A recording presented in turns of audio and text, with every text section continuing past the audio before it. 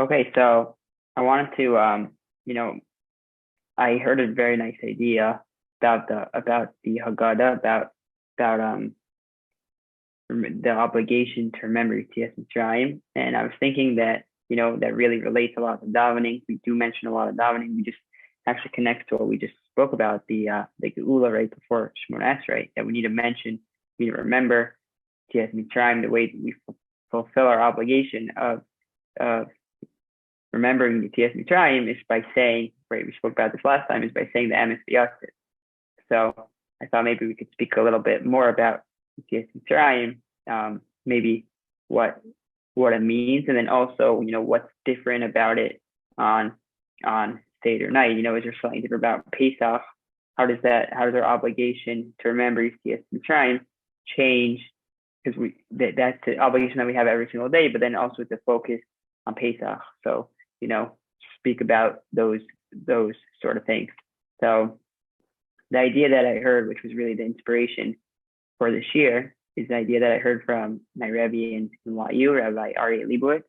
And so he was going through the Haggadah of Rav Yitzchak Isaac Chaver, who was a Talmud of the Vilna Gaon. I never heard about him before until he mentioned him, but supposedly he's most known for people say his Haggadah. It's very famous because his introduction is very Kabbalistic, and nobody really understands what's going on in his introduction to the Haggadah. But apparently the rest of his Haggadah is actually not so Kabbalistic, and he has this idea, which I thought was, I thought it was very important.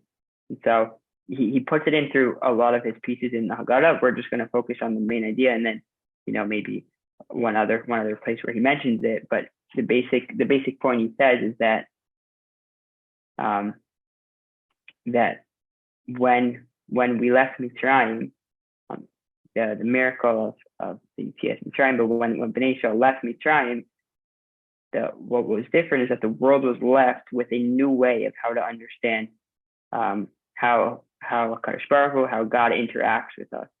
Meaning, prior to Yetzias Mitzrayim, it wasn't necessarily the case that our actions determined the way things go for us. Yetzias Mitzrayim was this new creation of this way where the world fundamentally changed, and now Kadosh Baruch Hu interacted with us through nace, based on miracle, based on hashgacha pratis. Right, the fact that when we do something, we get a reward or we get a punishment based on our actions. That only came into play after Yetzias Mitzrayim, because Yetzias Mitzrayim is where Kadosh Baruch Hu really showed his hand that he's able to perform miracles, and if we follow God's will, then he will reward us, But if not, then he won't. And so that's basically his main theme, and he mentions it in when he speaks about the phrase Avadim Hayinu. He says it there at all, that he says it there very explicitly, that he says the point of the Seder and speaking about Yetzias Mitzrayim all night long is to remind us of Hashgacha of Hashem's direct will. He says it's not about knowing the story, right? We all know the story. We know the story year. It's the same story.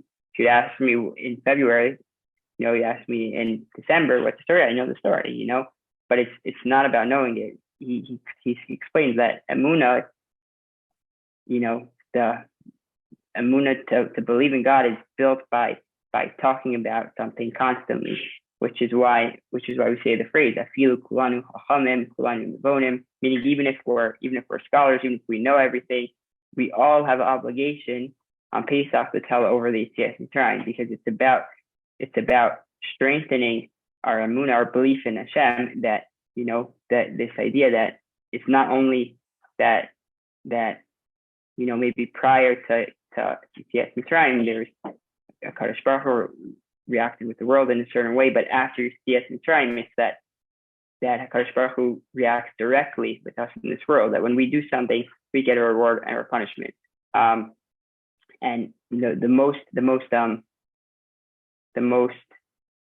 part I like best, I guess we'll say the highlight for me was that the phrase, we have a song, some people sing it, Baruch HaMakom.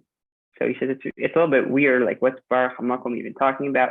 So he explains it very nicely through this fundamental idea that he has, that this paragraph sort of setting the stage, that the first part is saying that even when Kadosh Baruch Hu ran the world through nature, through Teva, meaning before Yetzias Mitzrayim, which is his way of understanding the story, it was still being run by Kadosh Baruch Hu. So he says that's what it means, Baruch HaMakom, that even when it was just a makom refers to Kadosh Baruch Hu, but also refers to place. But he says that refers to, in this context, it refers to God running the world through Teva, through nature, meaning everything sort of just looks like it's happening on its own. But he's saying Baruch HaMakom Baruch Hu. We're expressing that when the world was just run, when the world was made to just look to be running through nature, that was still a Kadosh Baruch Hu. Baruch Hu, that still bless him. That's still God.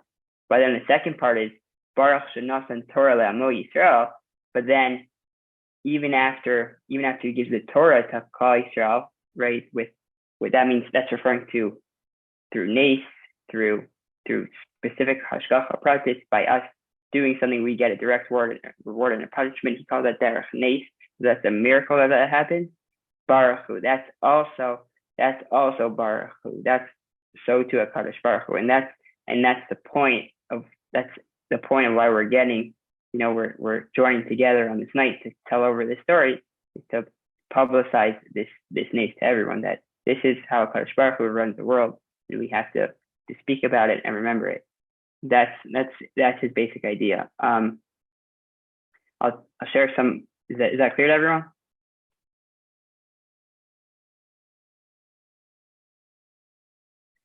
Okay, yes. So good. So, Deborah, did you want to say something? No, I just wanted to answer you. That's all. You can share. No, it's okay. I got what you said. It's really interesting. Oh, okay, good. Fine. Okay, so we'll just share some other nice ideas which I was able to see on the Haggadah, but I think that point also is just important when we're davening too. When we mention Mitzrayim, that we always come back to the davening, and what's the big deal? Why do we come back to it? I think part of the reason is because it's the fundamental belief that that God interacts with us in this world directly with us. If we do things, we follow mitzvot, we're going to get rewarded, and if we don't, we'll get punished, and that's sort of that theme in davening. So some other ideas on the Haggadah, just to share that I thought were good, is that still we'll share another one from Rav Yitzchak Clever, that he says about halach ma'anya, which means the bread of affliction. He's talking about the matzah. So he says there's actually, the way he understands, he says there's two purposes to the matzah. He says there's the fact that we had to rush out, they didn't have enough time for the dough to rise, and then he says the second point is that there was, even this is always the big question about matzah, is that they were commanded to have matzah even before they left Mitzrayim. So how could it be that matzah is, because the reason that we have matzah is because they had to run out of there. They were commanded to eat matzah even before they had to run out of there, even before the dough didn't rise. So he says that the answer to that is because there's really two qualities to the matzah, that it's representative of these two things. And that's also why he says that that can be seen in the fact that it has to be unleavened, right? So that goes to the first theme, that they had to rush out, they didn't have enough time for the dough to rise. But then also it's the second part is that matzah has to be unflavored. You can't put anything in your matzah. You can't put honey in your matzah. It's called matzah ashira. We have to have this bland bread. He said the reason for that is that that's because of relates to the second part, the fact that we were commanded to eat the matzah with the korban pesach. And he says what that symbolizes is that we're eating this plain, simple bread to show that we're only eating because we have to. we don't want to overindulge, and we're just eating to fulfill our hunger, and that's it. And so he explains that this is what halach ma'anya, this paragraph that we're saying in the Seder, is that we're saying that this is the poor matzah, halach ma'anya. This is the poor matzah that we ate on Seder night, the night back in Egypt.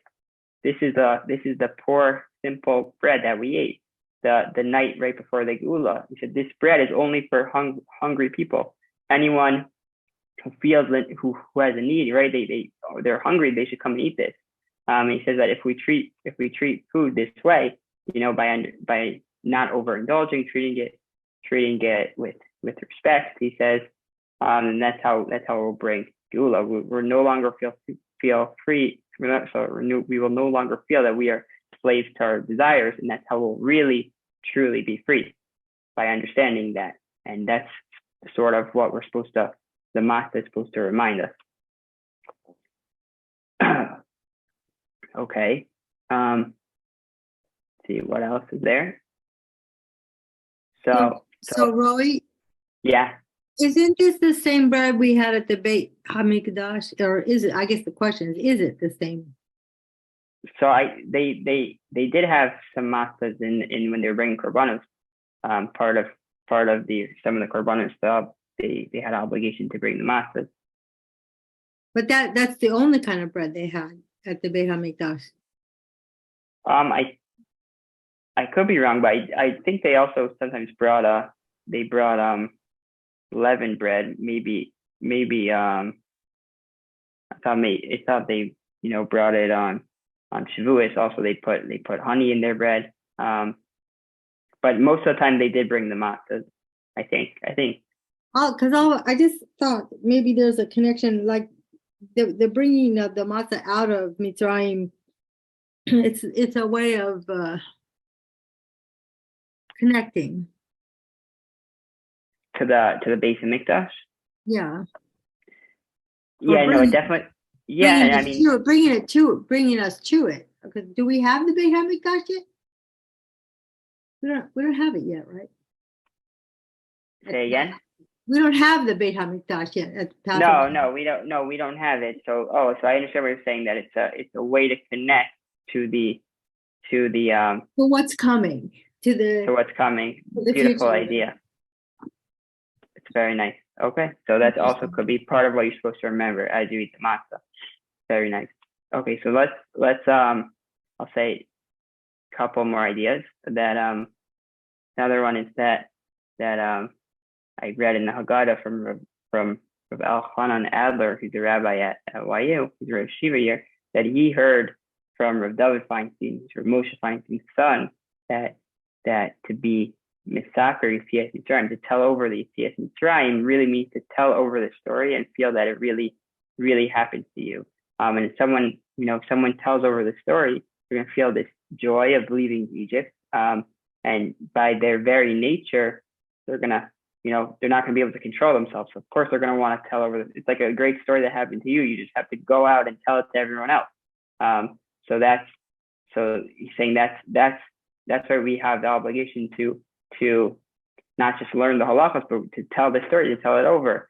And he says that's how he explains that even if we're all chachamim, we know the story, there's still obligation to tell it out of the joy that we feel from reliving the experience of Yetzias Mitzrayim. Another idea, which I saw Shia even wrote to me in the chat, that we're talking about,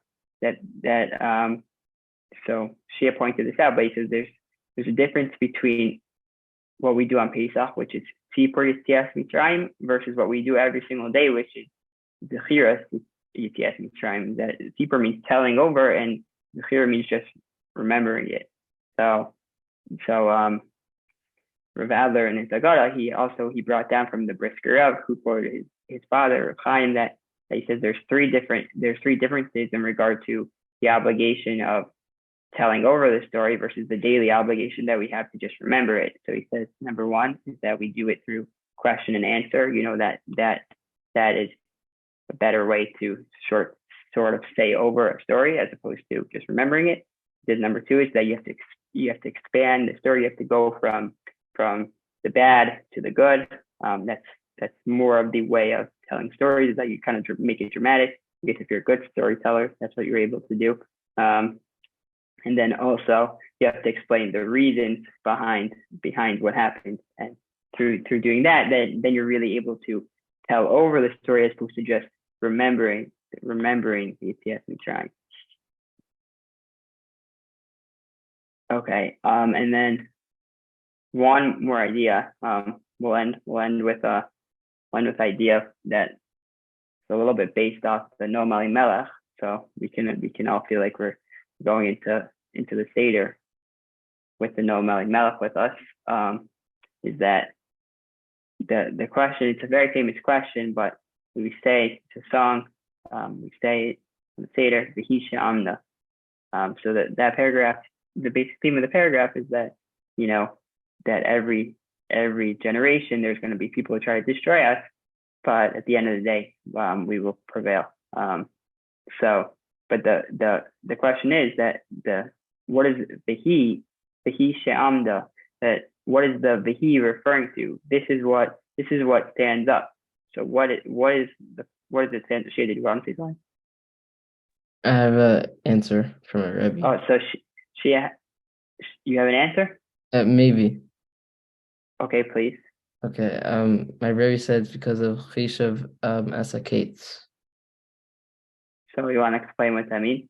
It means the gematria of Kates is 190, and basically Chishav Asakates means Hashem packed 400 years into 210, and there's 190 years left. And Chishav Asakates means Hashem always makes nisim for us, and he always packs things in, and we always have to appreciate him. And that's how we're able to. That's why it's V'hi, because it connects with the paragraph before, Baruch Shomer, which is the promise, the Bris Ben Avitzarm. Very nice. Okay, so Shia at the end gave us a whole gematria. It's a very beautiful gematria. Too bad Hill is not with us. He would like the gematria. But at the end of the day, right? The answer that the point that Shia made is that it connects to the Bris Ben Avitzarm, connects to the paragraph before, and that's really the most famous, that's the most popular way to describe it. Maybe not with the gematria always. That's definitely an addition that we're gonna have to remember for the Seder. But this is the answer also given by the Vudra Ham and others that the V'hi refers to the promise that Hakadosh Baruch Hu made to Avraham. That during Bris Ben Avitzarm that it's based on a Radak, that the fact that there's in the Bris Ben Avitzarm, the Radak explains, he understands that it's a hint to the fact that in every generation people are going to try to destroy us, and Kadosh Baruch Hu is going to save us, and this is really the merit of Abraham. But another answer to what V'hi refers to, so based on Reuven Margolis, who quoted the Noam Elimelech in Parshas Bo, he said there might be another way to explain what V'hi refers to. But the Noam Elimelech says on the word Luman Tisaper in Parshas Bo that he explains what it means. He says that means that because of the miracles of Yetzias Mitzrayim, the mercy of Hashem will awaken in the generations to come to save Bnei Yisrael from those who challenge them. That's what the Noam Elimelech says in Parshas Bo. That it's because of Yetzias Mitzrayim that there's going to be this mercy that comes in every generation. So he explains that it could be based on this Noam Elimelech, that's what the V'hi is referring to. That the V'hi is actually referring to the miracle of Yetzias Mitzrayim. That this miracle of Yetzias Mitzrayim and us telling over the secret of Yetzias Mitzrayim is actually what's going to save us every single year, right? It's going to be the V'hi she'amda. This is it's the thing that's going to keep us alive from generation to generation, even when people attack us. And it's all based on the miracle of Yetzias Mitzrayim. That's how I explain what the V'hi is. Okay, we'll stop here.